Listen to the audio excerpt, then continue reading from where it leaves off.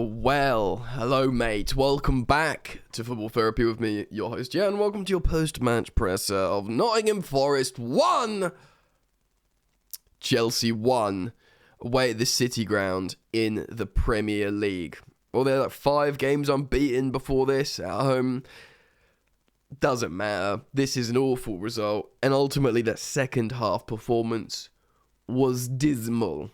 We're going to reflect on it today and perhaps why Chelsea are desperately calling out for a player like Enzo Fernandez, who plays all the risky, good passes from midfield, of which we saw nothing today. Nothing from Jorginho. Zakaria doesn't really do that. Mount doesn't he plays between the lines, and he got wound up by the Forest fans today. Havertz wasn't on song, and we're going to talk about the players and everything. And the plan! How do we move forward from here? It's a poor result. Hey, try and make me feel better by doing the interactions, like and subscribe. Fortunately, thank the ruddy stars, today is the beginning of a transfer window. That's good timing, isn't it? And had you not, or have you not, or should you have not, might learn English shortly, I've not watched my upload from earlier today, I suggest you do so, because it talks about the free signings that we've already got over the line, seemingly, and of course we are looking to try and secure the fourth, which would be Enzo Fernandez, who we've spoken about here on the channel before, and I've presented his statistics, and boy does this guy like to do all kinds of passes and is amazingly accurate with all kinds of passes. And when you've got players like Pulisic, Havertz, Sterling, even like Mount and Aubameyang, the less, we'll talk about players in a minute. You want those passes. Jorginho's always been a sort of regista type of player. That's what he is. He's a metronomic cog at the base of midfield that recycles possession and is generally quite press resistant when on song. This is not about highlighting Jorginho's weaknesses because it's unfair to do that. We are lacking. Now, I still think Graham Potter's not I don't think he's blameless, rather, in this. I feel like his substitutions came a little bit too late. We obviously started with a 4-3-3, Cucurella and Azpilicueta. Well, to be honest, we kept the same lineup, bar Reece James, who's English, he is English, who's injured, and we brought in Azpilicueta. So, not many, if anyone, had a criticism about this lineup, because yes, granted, Hakim Ziyech and Mateo Kovacic are talented players, and Kovacic, you could say, was obviously very, very important to Chelsea, but they both were the last players to come out from the World Cup, so they weren't going to start this game. And they both did come off the bench to feature in this game. To be honest, I believe we used all 5 substitutions. So yeah, we started with a back 4 of, it was the same lineup. Ariza Balaga in goal, made a couple of good saves in this game actually. Cucurella left back, Azpilicueta right back, who's just worrying. Koulibaly, who's just worrying. Silva, who's timeless. Mount, Jorginho, and Dennis Zakaria in the midfield, like last time out from our 2-0 win. Sterling, Havertz, and Pulisic up front. And we were never, even though we were terrible in the second half, we were never good in this game. It's just simple. We looked a little bit better when we made loads of substitutions. But the goal we scored, Raheem Sterling, was a freak goal. It was a great finish. Raz deserves, in the 16th minute. Obviously, it was a rebound off the crossbar. He had to think fast and execute well, of which he did, and both commentary teams and punditry teams for Sky praised him for said finish, which is fair enough. It's great, I think. But other than that, was he good in the game? I don't think so. Was Pulisic good in the game? He showed a couple of glimpses of brilliance on the ball, but then you just don't see him. You just don't see him for long periods. Similarly, I thought Havertz was pretty bad. I don't think Havertz necessarily did anything good in this game. He still looked better than Aubameyang when he came on. But isn't it a bit unfair to slag off Aubameyang? I mean, I totally get anyone who's annoyed with Aubameyang now, or the annoyed that he's at Chelsea, and I totally understand that. But can you really blame him for not featuring at all, coming on when we're chasing a result and just not being able to do it? The only player that, genuinely, I'm looking at the who scored match graphic now. By the way, less 27% possession for Forest. Wow, that's crazy. It felt like they had more. Arida Balaga got a good rating and goal. I think he was good. The goal wasn't his fault. Serge Aurier turned into Didier Drogba. Chest and volley in the box. Cucurella got a decent rating. Maybe fair enough. I think Thiago Silva was personally very good. And other than that, probably just Hakim Ziyech. Hakim Ziyech came on, and I think Hakim Ziyech was good, dude. I think he played a couple of audacious passes, won a couple of fouls, and it looked like what we were missing. But like I said earlier in the video, that I understand why you don't start Kovacic and Ziyech. They'll probably would have said it, but I understand it's normal practice that when these guys have just come back late, they need to be regulated into the side, and especially, this same 11 before, 1-2-0 last time out. I totally get it. I don't really have any complaints with that.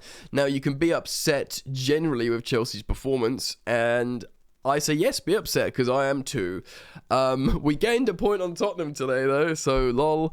But seriously, though, it is frustrating, and like I said earlier in the video, man, like, the thing is, I'm trying not to be too emotional and reactive, because it is New Year's Day game, it's that time of the season, it's away, a hostile atmosphere when they're all rallying, and they've had a good record at home lately, Forest, and, but still, that all may be true, but it's just not good from Chelsea. When you've got Carragher on commentary saying Chelsea are sleepwalking to a poor result here when we're 1-0 up, and he's just bang on.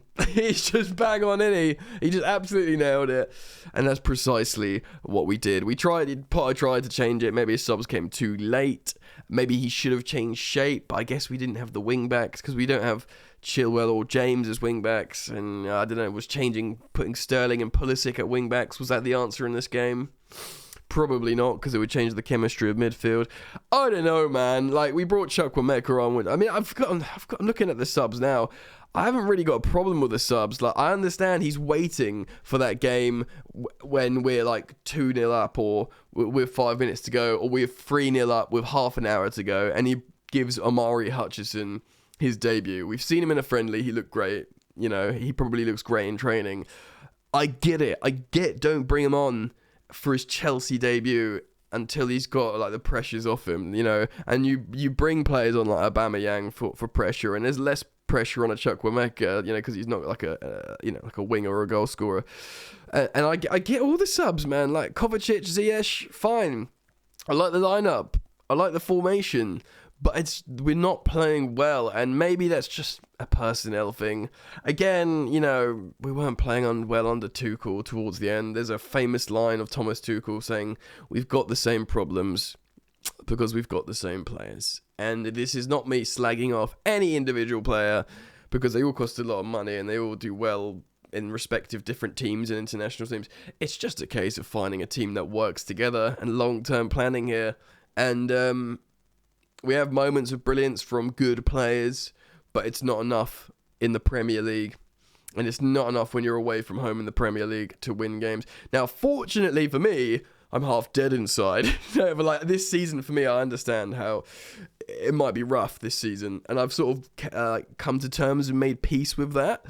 And been like, right, let's buy players in January, let's get some targets in the summer, let's have more time together, let's figure out who can work, who can't work, let's figure out who wants to be here, who doesn't want to be here.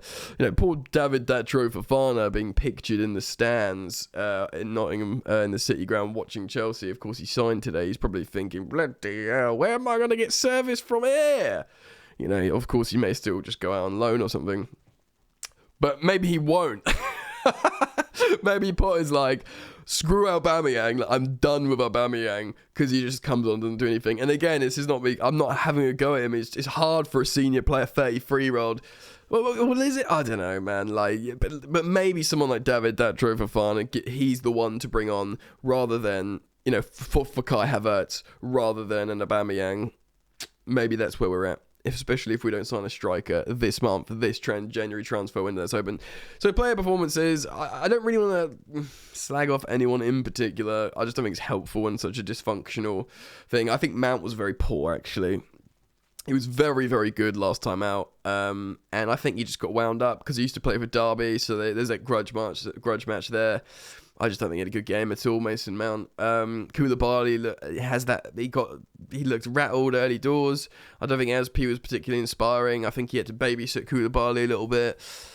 Zakaria was fine. I liked when he got into that geezer's face. The other midfielder was at Yates. Gave him the fist. Like, I'm gonna give you like a fist sandwich, a knuckle sandwich. That was a good moment. And his stocks went up. But I believe it was who responded. The Mad Nose Football responded to me on Twitter when I said his stocks are rising. He said, "Yeah, great, but he's not that great. It's just we've been crawling out for something decent in midfield." I think he's probably right, mate. I think he's probably right. Strength is good in midfield, and Zakaria brings that, but we're missing so much more, and that's why we are desperate for Enzo Fernandez. That passing, we need that creativity. And yes, he can play anywhere from deep to advanced, Enzo, but you can totally understand the profile of player that Chelsea want here. Anyway, I'm not going to spend long talking about this, but yeah, 2 points dropped. A bad, poor result. And one that I'm pleased is happening on the 1st of January rather than the 31st or however many days there are in January. Guys, let me know your thoughts. I'll read the comments. Take care. Peace.